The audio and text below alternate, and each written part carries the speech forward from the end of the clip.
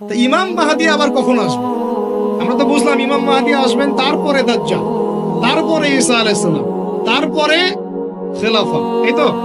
আর ইমাম মাহদী আবার কখন? আমাদের বুয়েটের মাহদী বের হয়, পাঞ্জাব থেকে মাহদী বের হয়, হ্যাঁ, বাংলাদেশের ওই কোনায় মাহদী বের হয়, সৌদি আরব থেকে ওই কোনা থেকে মাহদী বের হয়, হয় না?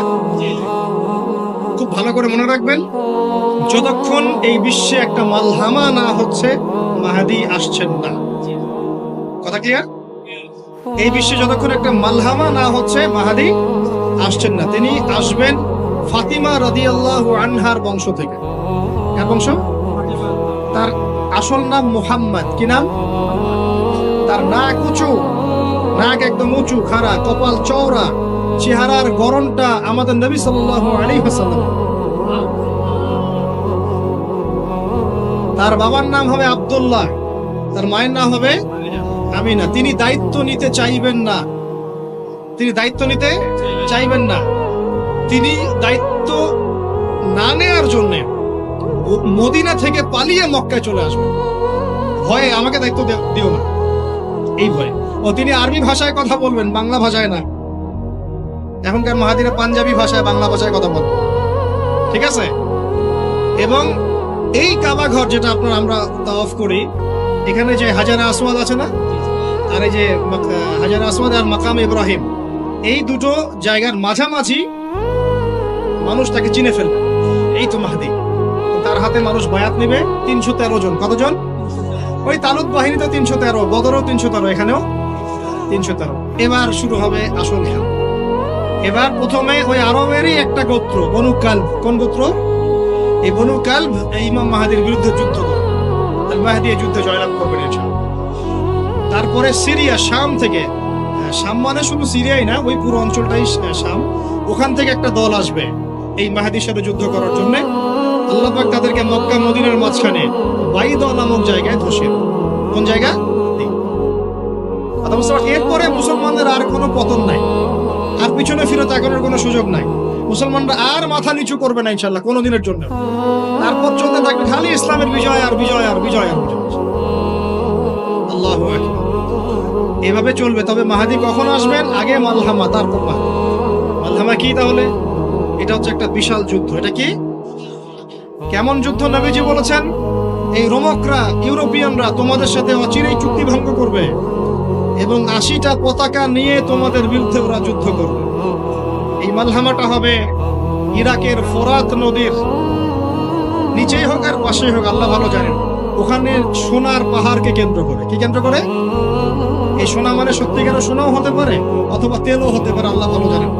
তেল তো এখন সোনার জায়গা দখল করেছে, করে নাই? এই বিশ্বে তো সোনা চলে না, কি চলে? তেল।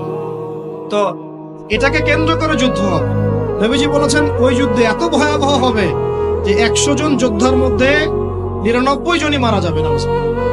একটু মাথা খাটান যে এমন কোন যুদ্ধ কি হয়েছে পৃথিবীতে যেটাতে 100 জনের মধ্যে 99% মারা গেছে? তার মানে এটা হয়নি এখনো। আর একটা যুদ্ধে এত পার্সেন্ট মানুষ কিভাবে মরতে পারে? যদি সেটা ঢাল তলোয়ারের যুদ্ধ হলে কি মরতে পারে? নিশ্চয়ই এমন কোন অস্ত্র সেখানে প্রয়োগ করা হবে যাতে একাধারে অনেক মানুষ তাড়াতাড়ি মারা যায়। এটা এই অস্ত্র এখনকার যুগের কি অস্ত্র? নিউক্লিয়ার ওয়েপন্স হতে পারে, হতে পারে যদি এই যুগে সেটা হয়। আর যদি আল্লাহ পাক এটাকে আবার পূর্বের অবস্থায় নিয়ে যান, সেটাও হতে পারে, আল্লাহ ভালো জানেন। আমরা এটাকে ইন্টারপ্রিটেশন বলছি, এটা সঠিক হতে পারে, বেঠিক হতে পারে, অ্যাটলিস্ট একটা ধারণা তো পাচ্ছি। তারপর এই ইউফ্রেটিস নদীর এই সোনার পাহাড়কে কেন্দ্র করে এটা ঘটনা ঘটে। আল্লাহ নবী আরো বলেছেন সাল্লাল্লাহু আলাইহি ওয়াসাল্লাম, মুসলমানরা, আমাদের কথা বলছে, মুসলমানরা তোমরা যেন সেখানে হাতও না বাড়াও। কোন মুসলমান যেন ওই সোনায় হাতও না বাড়ায়, মানে ওই দিক থেকে আমরা যেন সম্পূর্ণ মুক্ত থাকি। ওরা মারামারি করে শেষ হয়ে যায়, বিশ্বটা হয়তো সংক্ষিপ্ত হয়ে আসতে পারে। যদি এরকম কোনো ম্যাসিভ নিউক্লিয়ার যুদ্ধ হয়ে যায়, যেটার আশঙ্কা অনেকেই করেন, মিলিটারি অ্যাফেয়ার্স যারা করেন তারা করেন, পলিটিক্স যারা করেন তারা করেন, এবং এই জায়নিস্টরা চাচ্ছে, এই জায়নিস্টরা খুব করে চাচ্ছে বিশ্বে এমন একটা যুদ্ধ লাগুক। একবার ইউক্রেন রাশিয়ার ইস্যু তুলে দেয়, একবার সিরিয়ার ইস্যু তুলে দেয়, একবার আফগান ইস্যু তুলে দেয়, একবার ইরাকে ইস্যু তুলে দেয়, একবার প্রথম বিশ্বযুদ্ধ লাগায়, একবার দ্বিতীয়টা লাগায়। ওরা খুব করে চাচ্ছে যেন আরো একটা লাগে। এবার যদি লাগে তাহলে এটা কনভেনশনাল যুদ্ধ হবে না, এটা দেখবেন একটা নিউক্লিয়ার যুদ্ধ হয়ে গেছে। সেটা হয়ে গেলে ওয়ার্ল্ডের আয়তন আর এমন থাকবে কিনা আল্লাহ ভালো জানে। এগুলো ভাবতে হবে, আমাদের করণীয় ফিক্স করতে হবে। আর আমরা কি করছি বললাম, ওই যে নেইমার দিকে ফুটবল খেলছি। আমরা কি করছি, আমরা মাশাআল্লাহ তেল বিক্রি করছি ওদের কাছে, আমরা ওদের কাছ থেকে পেট্রো ডলার চুক্তি করেছি, ওদের সাথে বন্ধুত্ব করার চেষ্টা করছি। আর আল্লাহ পাক কোরআনে বলেছেন লা তাত্তাখিযুল ইয়াহুদা ওয়ান নাসারা আউলিয়া, ওই আয়াতটা থাক, ওটা খালি তেলাওয়াতের জন্য, আমল করার জন্য না।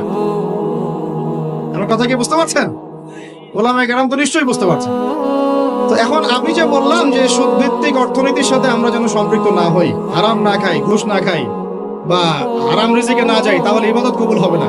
আদতে আমরা সবাই কোনো না কোনো ভাবে সুদ খাচ্ছি, কারণ পুরো সিস্টেমটাই সুদভিত্তিক। এখন এখান থেকে আমাদের উদ্ধারের পথ কি? একটা আয়াত আমি বলতে চাই, যেটাতে আপনি আশ্বস্ত হবেন কিছুটা। আল্লাহ পাক বলেছেন সূরা তালাকের মধ্যে যে ফাত্তাকুল্লাহা মাস্তাতা'তুম, ফাত্তাকুল্লাহা মাস্তাতা'তুম, তোমরা সাধ্যমতো আল্লাহকে ভয় করো। মানে ইচ্ছা করে আপনি সুদের সাথে সম্পৃক্ত হবেন না, অনিচ্ছাকৃত যদি লেগে যায় গায়ে ছিটা ফোটা, আল্লাহ মাফ করে দিবেন ইনশাআল্লাহ। তাহলে ভাই আমরা যে মুসলিম পরিবারে জন্ম নিয়েছি, শুকরিয়া আদায় করতে হবে কিনা? তাহলে নামাজ পড়বো কিনা, রোজা রাখবো কিনা, পর্দা করবো কিনা, আমাদের পরিবারকে পর্দা রাখবো কিনা, বাচ্চাদেরকে আমরা কোরআন সুন্নাহ শেখাবো কিনা, আমরা নফল ইবাদত বাড়াবো কিনা, যাকাত দিব কিনা। বাংলাদেশে কিচ্ছু লাগবে না, কোনো বৈদেশিক ঋণেরও দরকার নাই, শুধু আপনারা যাকাত দেওয়া শুরু করেন। আমাদের স্যার আছে এখানে, উনি এই কথাগুলো আর উঁচু লেভেল পর্যন্ত পৌঁছাতে পারবেন, আমরা তো সব জায়গায় পৌঁছাতে পারবো না। কোনো বৈদেশিক ঋণের দরকার হবে না যদি আমি যাকাত দেওয়া শুরু করি। যাকাতের খাত কয়টা? 8টা। কয়টা? 8টা। খাতগুলো খুঁজে খুঁজে বের করেন, মুফতি সাহেবদের সাথে পরামর্শ করেন, দেখেন শুধু যাকাতের টাকা দিয়েই দেখবেন দারিদ্রতা দূর হয়ে গেছে ইনশাআল্লাহ। এটা প্রমাণিত অর্থনীতি, এটা কোনো কাল্পনিক অর্থনীতি নয়। আপনি উমর রাদিয়াল্লাহু আনহুর যুগে খুঁজে খুঁজে কোনো ফকির মিসকিন পাবেন না, পাবেন? উসমান রাদিয়াল্লাহু আনহুর যুগে আপনি খুঁজে খুঁজে মিসকিন পাবেন না। তাহলে তাদের সময় কিভাবে সম্ভব হলো, এখন কেন হয় না? কারণ হচ্ছে আমরা একে তো সুদভিত্তিক অর্থনীতির মধ্যে আছি, 1, 2 আমরা ওই যে পশ্চিমাদের এবং জায়নিস্টদের ঋণের জালে পড়ে গেছি, 2, আর 3 হচ্ছে আমরা যাকাত ছেড়ে দিয়েছি। মাঝে মাঝে আমরা দেই টুকটাক যাকাত মসজিদে, মাদ্রাসা, এখানে ওখানে, আর মনে করি যে আমি পাক্কা মুসলমান হয়ে গেছি। প্রথম নসিহত আজকের, আল্লাহ পাক আমাকে আমল করার তৌফিক দান করুন, আপনাদের সবাইকে তৌফিক দান করুন। উদখুলু ফিস সিলমি কাফা, তোমরা পরিপূর্ণরূপে ইসলামে প্রবেশ করো। যতদিন পর্যন্ত আমরা পরিপূর্ণ মুসলমান না হচ্ছি, পুরো বিশ্বে মায়ের খাওয়া বন্ধ হবে না। যে মুসলমান নামাজ পড়ে না, সে কেন মায়ের খাবে না আমাকে বুঝান। যে মুসলমানের নৈতিকতা নাই, 10টা টাকার জন্য ঈমান বিক্রি করতে পারে, সে কেন মায়ের খাবে না? যে বোন পর্দা করার ফুরসতই পাচ্ছে না, তার কাছে মনে হচ্ছে দেহের প্রদর্শনী মনে হয়, এটাই মনে হয় ভালো, তো সে কেন মায়ের খাবে না? কেন ধর্ষণের শিকার হবে না আমাকে বুঝান। যখন আমরা হারাম খাচ্ছি, কিভাবে আমাদের দোয়া আরো সে আজিমে পৌঁছাবে আমাকে বুঝান। আর যখন আমরা রাষ্ট্রীয়ভাবে, জাতিগতভাবে আল্লাহর হুকুম আহকাম বিধানকে পাশ কাটিয়ে মানব রচিত বিধান চর্চা করছি, আল্লাহর রহমত কিভাবে নেমে আসবে আমাকে বুঝান। আমি বুঝি না ভাই, আমাকে বুঝান। কোন অপশন আছে? একটা বিষয় কান খুলে শুনে রাখেন, আসন্ন সময়গুলোতে এই বিশ্বে শুধুমাত্র ইসলাম থাকবে, আর কিচ্ছু থাকবে না। আল্লাহ পাক এমন একটা প্রজন্ম অচিরেই নিয়ে আসবেন যারা এইরকম ইসলাম পালন করবে না, যারা 100% ইসলাম পালন করবে ইনশাআল্লাহ। তারা পরিপূর্ণ মুসলমানও হবে, ইসলামও পরিপূর্ণরূপে পালন করবে, আল্লাহর পথে দাওয়াতি কাজও করবে, প্রয়োজন হলে জিহাদও শরীক হবে। তখন দেখবেন ইনশাআল্লাহ এমন একটা প্রজন্ম আসছে, ওই প্রজন্মের কাছে এই জায়নিস্টরা বলেন আর পশ্চিমারাই বলেন, কেউ পেরে উঠবে না ইনশাআল্লাহ। আমি খোলামেলা কথা বললাম, একদম এই প্রজন্ম সামনে আসছে ইনশাআল্লাহ। আল্লাহ নবী বলেছেন এমন একটা জাইশ আসবে, যে জাইশ ফালা নি'মাল আমিরু আমিরুহা ওয়ালা নি'মাল জাইশু যালিকাল জাইশ, কতই না উত্তম সেই বাহিনীর আমির আর কতই না উত্তম সেই সেনাবাহিনী। পৃথিবীর কোন পরাশক্তি তাদের সাথে যুদ্ধ করে পারবে না। আস্তে আস্তে আস্তে আস্তে ওরা বাইতুল মুকাদ্দাস পর্যন্ত জয় করবে, কেউ ঠেকাতে পারবে। এখন বিশ্বের চিত্র দেখে কি আপনার এটা মনে হচ্ছে? এখন বিশ্বের চিত্র দেখে কিন্তু মনে হচ্ছে না। এখন বিশ্বের চিত্র দেখে মনে হচ্ছে সবকিছু আমাদের নেগেটিভ, আমাদের এগেইনস্টে যাচ্ছে, তাই না? পুরো বিশ্বে আমাদের কোনো খেলাফত নাই। একটু বোঝেন, পুরো বিশ্বে আমাদের কোনো খেলাফা স্টেট নাই। খেলাফা স্টেট মানে কি? খেলাফা স্টেট মানে উমর রাদিয়াল্লাহু আনহুর মতো শাসন, আল্লাহর রাসূলের মতো শাসন, উসমান, আবু বকর, আলীর মতো শাসন রাদিয়াল্লাহু আনহুম আজমাইন।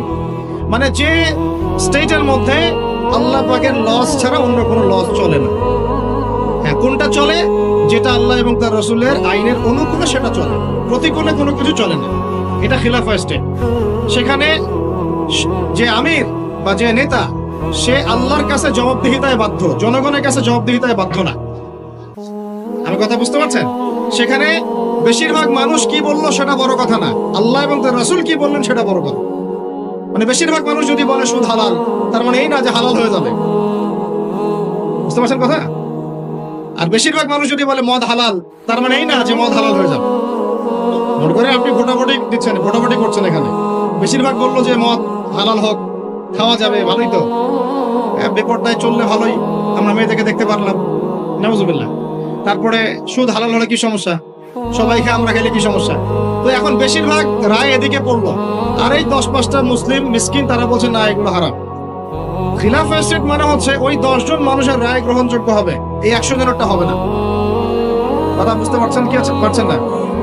একটু শোরগোল করেন না, একটু মনোযোগ দেন। এখন পুরো বিশ্বে কি এমন কোন স্টেট আছে আপনার? আছে? কোথায় আছে? আবুধাবিতে, কাতারে, কুয়েতে? এই মাশাআল্লাহ, একটা কথা বলেছেন, খোরাসান এখানে ট্রাই করছে, কত বছর যুদ্ধ করলো? 20 বছর।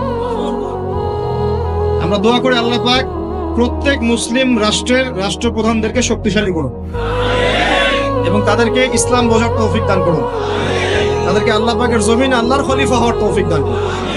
দোয়া করতে কোনো সমস্যা? আল্লাহ পাক চাইলে আমাদের এই দেশটা এত উন্নত হবে, একদিন আমরা দেখবেন ইনশাআল্লাহ জাতিসংঘে ভেটো পাওয়ার দিব ইনশাআল্লাহ।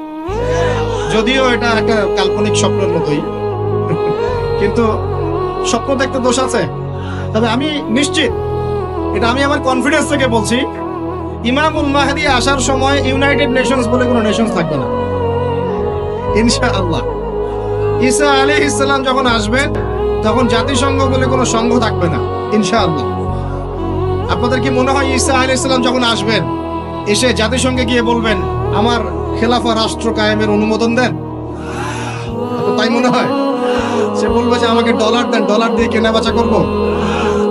হ্যাঁ, সে বলবে যে আপনার রেজুলেশন পাস করেন, আমি প্যালেস্টাইন থেকে, জেরুজালেম থেকে ইসলামী খেলাফত কায়েম করতে চাই, আমাকে সমর্থন দেন। তিনি কি এগুলো করতে যাবেন? আপনার মনে হয় তিনি এসে ওয়ার্ল্ড ব্যাংকে গিয়ে বলবেন আমাকে লোন দেন, IMF এ গিয়ে বলবেন আমাকে লোন দেন? তার মানে ওই সময় এগুলোর কোনো অস্তিত্বই থাকবে না ইনশাআল্লাহ। এটা বোঝাই যাচ্ছে থাকবে না ইনশাআল্লাহ। আমি কি বলবো আমি জানি না, কিভাবে বললে আপনারা বুঝবেন তাও জানি না, আর আমিও জানি না এসব বলে কি হবে। আমি শুধু চাই আপনাদের মধ্যে একটা সচেতনতা তৈরি হোক, যাতে আপনারা আপনাদের পরিবার এবং পরবর্তী প্রজন্মকে বোঝাতে পারেন যা পৃথিবীতে চলছে এগুলো জুলুম। এই জুলুমের অবসান অচিরেই ঘটবে যখন আল মাহদি আসবে এবং ব্ল্যাক ফ্ল্যাগস, কালো পতাকাধারী বাহিনী বের হবে ইনশাআল্লাহ। যুদ্ধ করতে করতে করতে করতে এরা বাইতুল মুকাদ্দাস পর্যন্ত জয় করবে। আসবে, আল্লাহর বাহিনী আসবে, যখন আসবে আপনারা এমনিই বুঝতে পারবেন ইনশাআল্লাহ। ঠিক আছে? আর আমরা আমাদের পরবর্তী প্রজন্মকে বোঝাবো, জানাবো যে ইনশাআল্লাহ অচিরেই সেই বাইতুল মুকাদ্দাস আমাদের হতে যাচ্ছে ইনশাআল্লাহ। জাফর ইবনে আবি তালেব রাদিয়াল্লাহু আনহু আল্লাহর নবীর আপন চাচাতো ভাই, চাচা আবু তালেবের ছেলে। আলী ইবনে আবি তালেব, জাফর ইবনে আবি তালেব। জাফর ইবনে আবি তালেব রাদিয়াল্লাহু আনহু যুদ্ধ করতে গিয়েছেন মুতার যুদ্ধে। কোন যুদ্ধ? আল্লাহর নবী 3 জনকে সেনাপতি বানালেন, যায়েদ ইবনে হারেসা, আব্দুল্লাহ বিন রাওয়াহা এবং জাফর ইবনে আবি তালেব। কোন যুদ্ধে 3টা অধিনায়ক লাগে নাকি? একজন লাগে। তাহলে সাহাবীরা বুঝে ফেললেন যে আমরা এই যুদ্ধে গেলে শহীদ হব নিশ্চিত। কথা বুঝতে পারছেন? সবাই বিদায় নিয়ে চলে গেলেন। ওদের সৈন্য সংখ্যা প্রায় 2 লক্ষ। কত লক্ষ? মুসলিমদের সৈন্য সংখ্যা মাত্র 3000, মাত্র 3।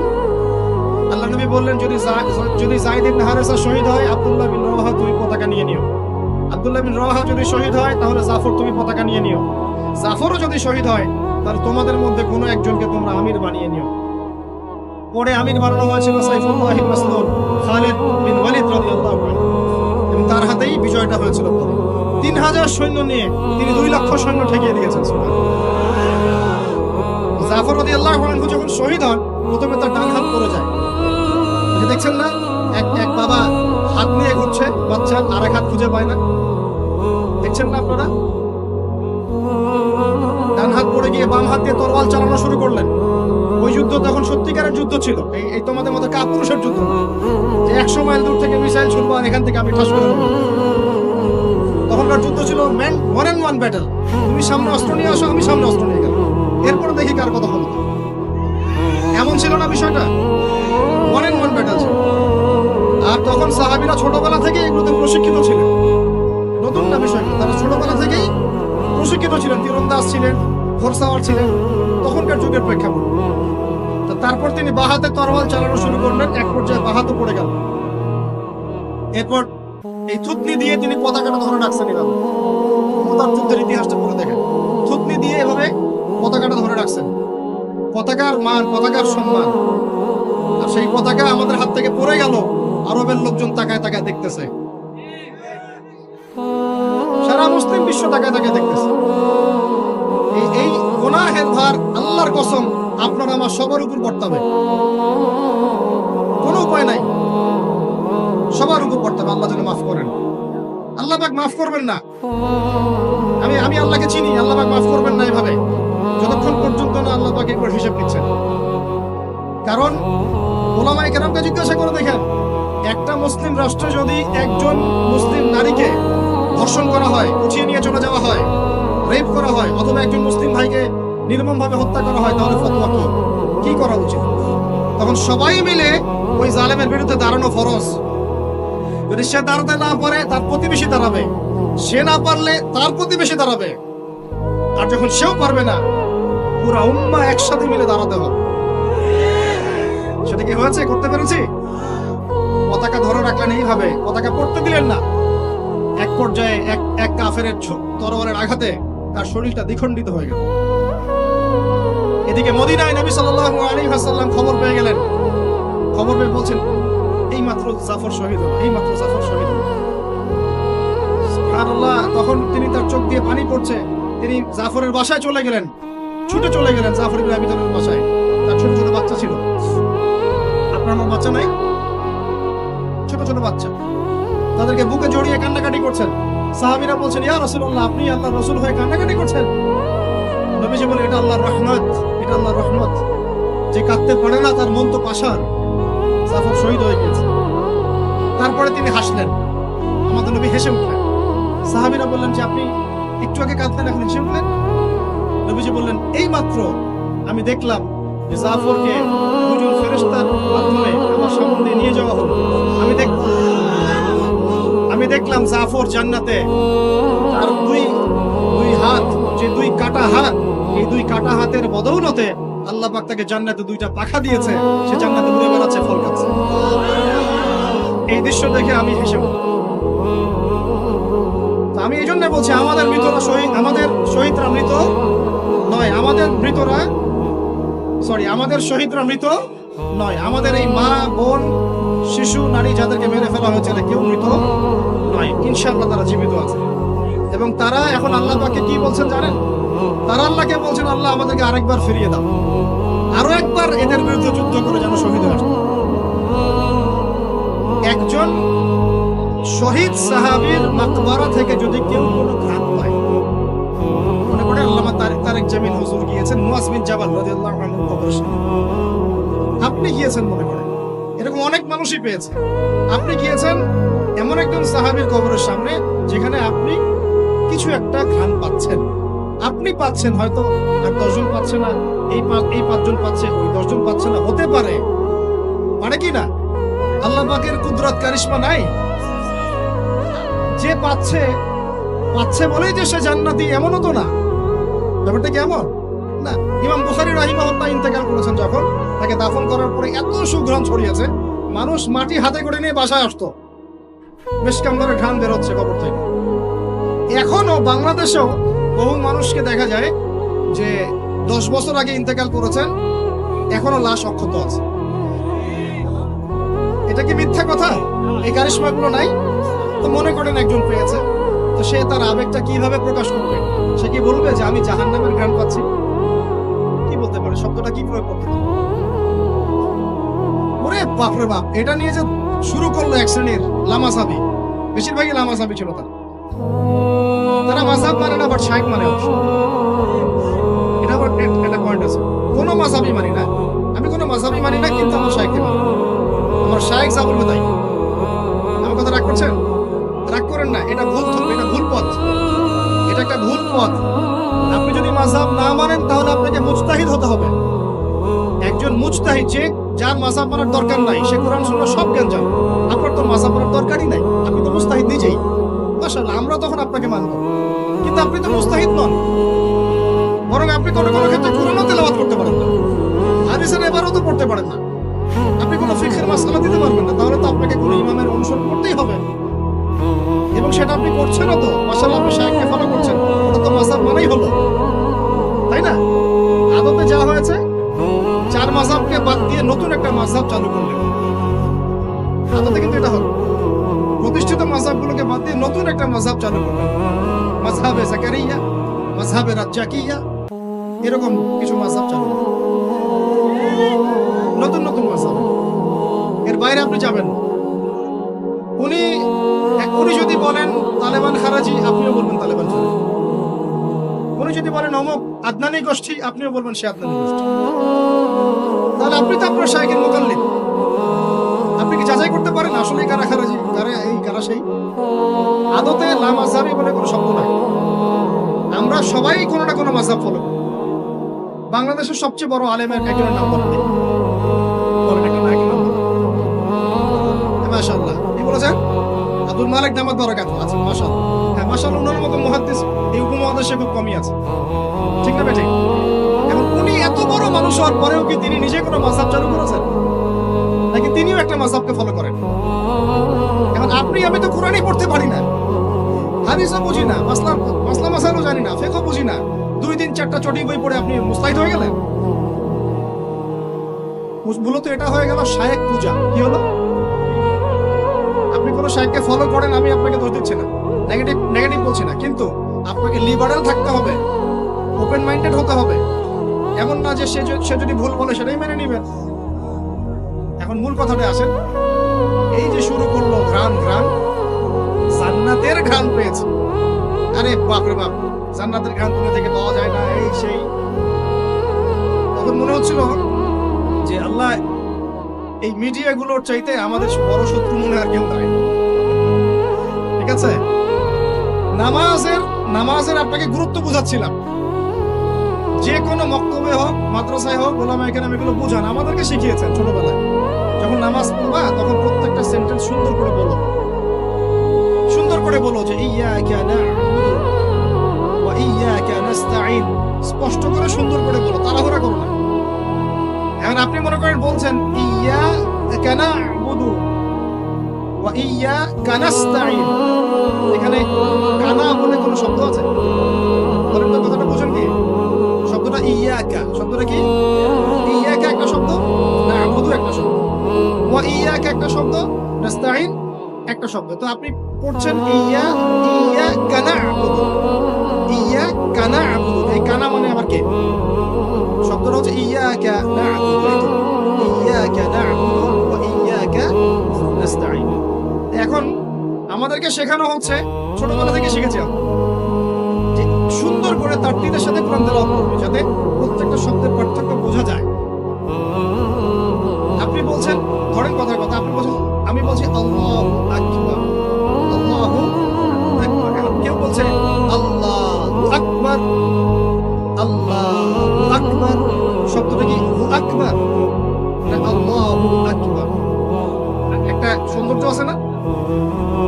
এইটাই বুঝাচ্ছিলাম যে সামিআ আল্লাহু লিমান হামিদা, সামিআ আল্লাহু লিমান হামিদা। এই বাপ রে বাপ, কি দিয়ে শুরু করলো! তখন মনে হচ্ছে সংসদে বিল পাস করা খালি বাকি রাখছে, এটা সংসদ পর্যন্ত নিয়ে যাবে, এটা মনে হচ্ছিল আমার কাছে। হায় রে বাঙালি জাতি! ভাই, মূল কথা আজকের লেকচারের, পুরো বিশ্বে আমাদের অবস্থা ভালো না, মূল জায়গায় থাকবেন, শাখা প্রশাখায় যাবেন না।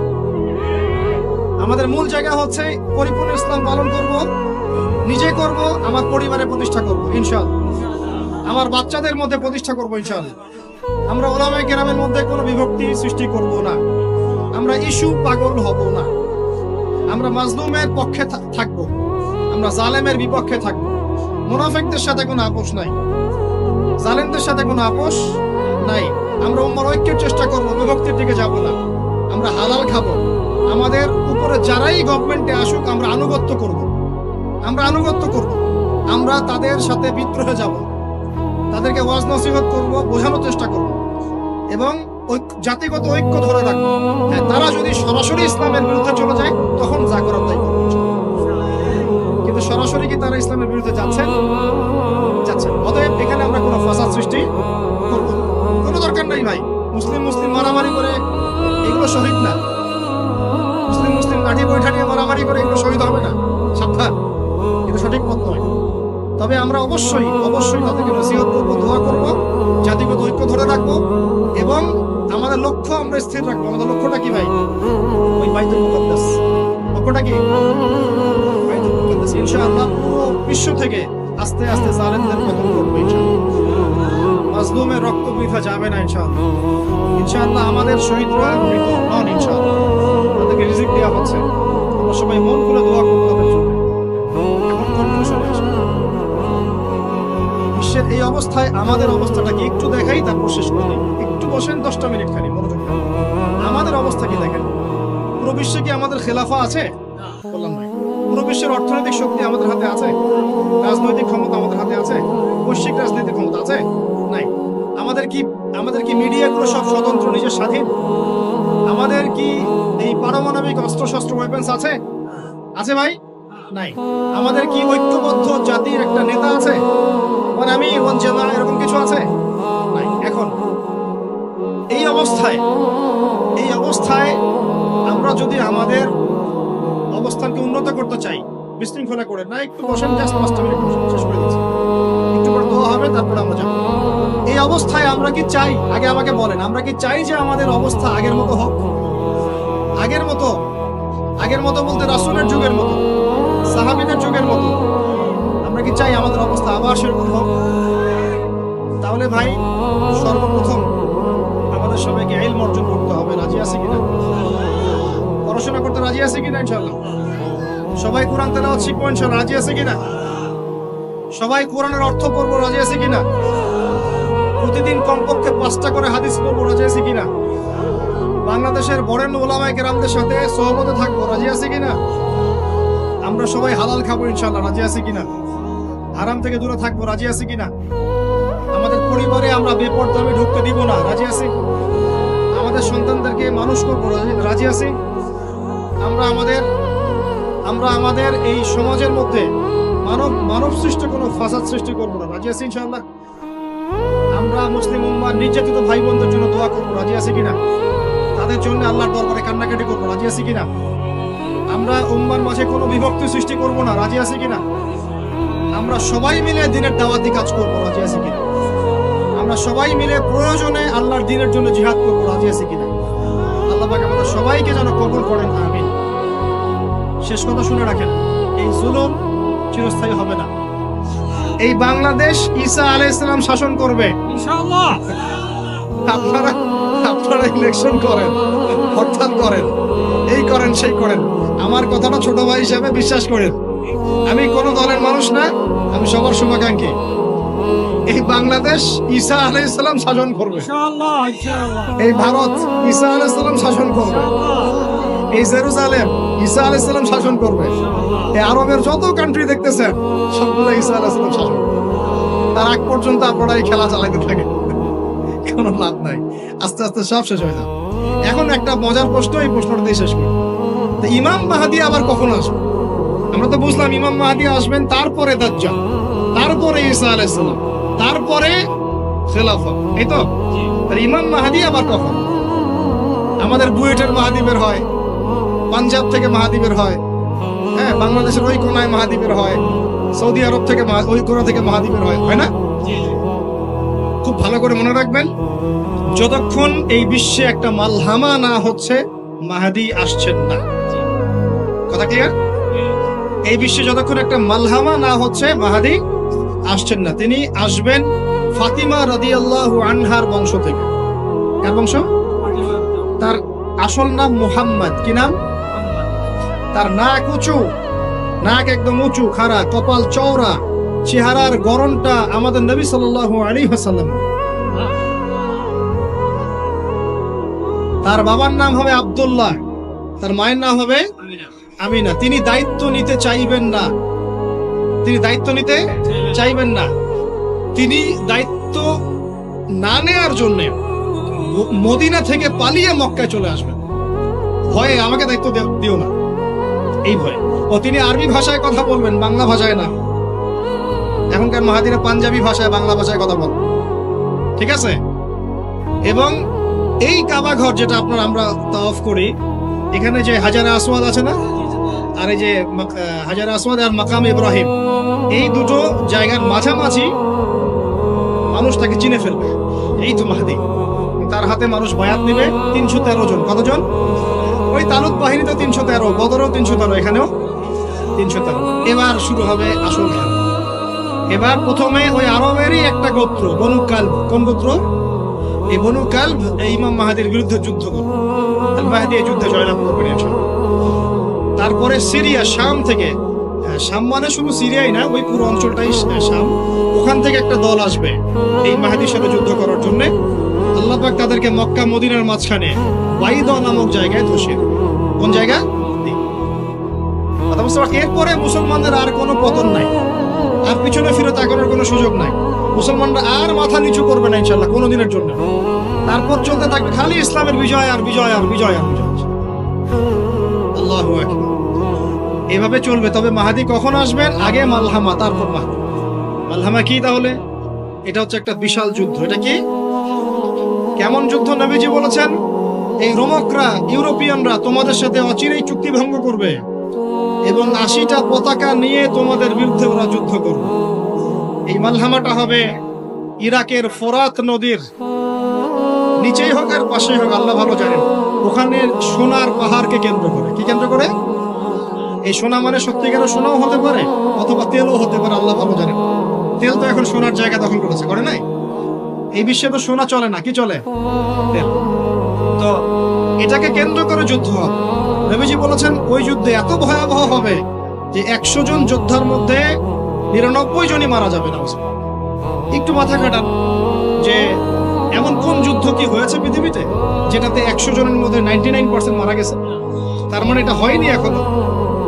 আর একটা যুদ্ধে এত পার্সেন্ট মানুষ কিভাবে মরতে পারে? যদি সেটা ঢাল তলোয়ারের যুদ্ধ হলে কি মরতে পারে? নিশ্চয়ই এমন কোন অস্ত্র সেখানে প্রয়োগ করা হবে যাতে একাধারে অনেক মানুষ তাড়াতাড়ি মারে। এটা এই অস্ত্র এখনকার যুগের কি অস্ত্র?